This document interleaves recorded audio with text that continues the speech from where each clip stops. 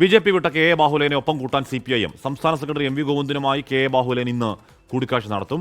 ഗുരുദേവ ദർശനങ്ങളെ സംരക്ഷിക്കുമെന്ന ഉറപ്പ് CPM-ൽ നിന്ന് കിട്ടിയാൽ സഹകരിക്കും എന്ന് കെ എ ബാഹുലേൻ പറഞ്ഞു. അലക്സ് മുഹമ്മദ് ചേർന്നു. അലക്സ്, ബാഹുലേനെ തിരികെ BJP-യിലേക്ക് എത്തിക്കാൻ പരമാവധി ശ്രമങ്ങൾ ഉണ്ടായതാണ്, നേതൃത്വമടക്കം ഇടപെട്ടതാണ്. പക്ഷേ അതൊക്കെ പാളി. കാര്യം ബാഹുലേൻ അത്രത്തോളം ഇമോഷണലി ഹർട്ടാണ്. CPM-ലേക്കാണോ ബാഹുലേൻ?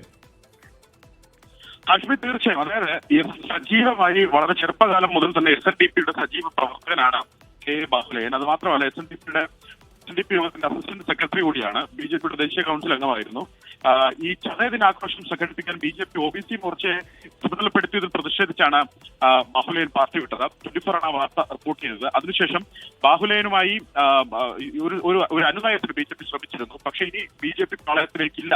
BJP പിന്നോക്ക ദളിത് വിരുദ്ധരാണെന്ന് അടിവരയിടുന്നു. അതുകൊണ്ടാണ് താൻ പാർട്ടി വിടുന്നത്. അവർക്ക് ഗുരുദേവ ദർശനങ്ങളെ സംരക്ഷിക്കാനോ ഗുരുദേവനെ സന്യാസിയാക്കി ചിത്രീകരിക്കാനുമാണ്, അവരുടെ ഹിന്ദു സന്യാസിയാക്കി മാറ്റാനുമാണ് BJP-യുടെ ശ്രമം എന്നൊക്കെയുള്ള ഗുരുതര വിമർശനം നടത്തിയാണ് അദ്ദേഹം പുറത്തു വന്നത്. 24-ലൂടെയാണ് അദ്ദേഹം വിമർശനം നടത്തിയത്.